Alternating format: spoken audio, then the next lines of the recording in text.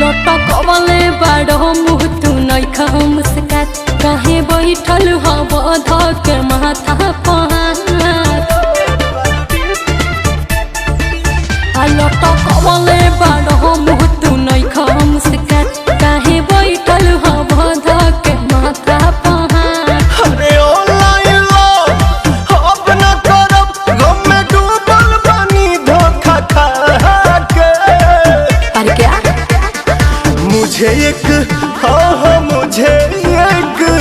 मुझे एक भौजी ने लूटा रे कुंवर वाला डीपी लगा के।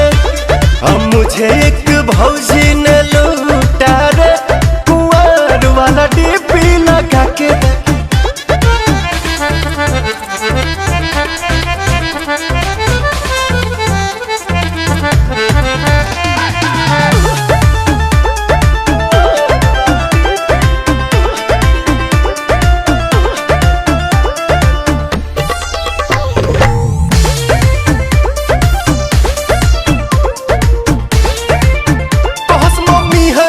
साथ न करस वीडियो कॉल पे बात तजात रॉली खिसिया फोनवा देत रॉली काट।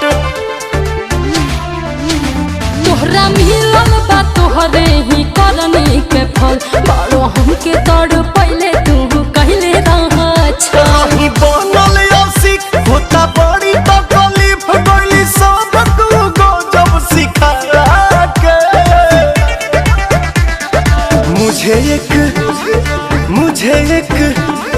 मुझे एक भौजी ने लूटा रे कुंवर वाला डीपी लगा के।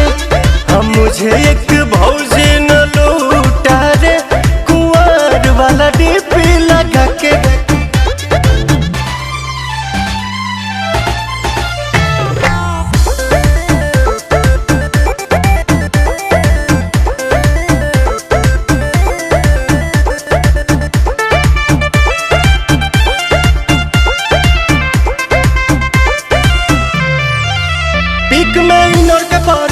बुराई कैसे करी तसैया वाला होके कैली धोखा धड़ी।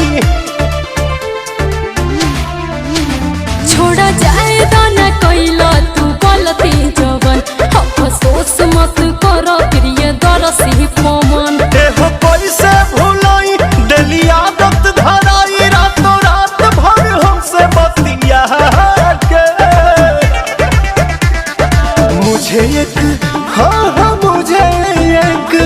मुझे एक भौजी ने लूटा रे कुंवर वाला डीपी लगा के। मुझे एक भौजी ने लूटा रे कुंवर वाला डीपी लगा के।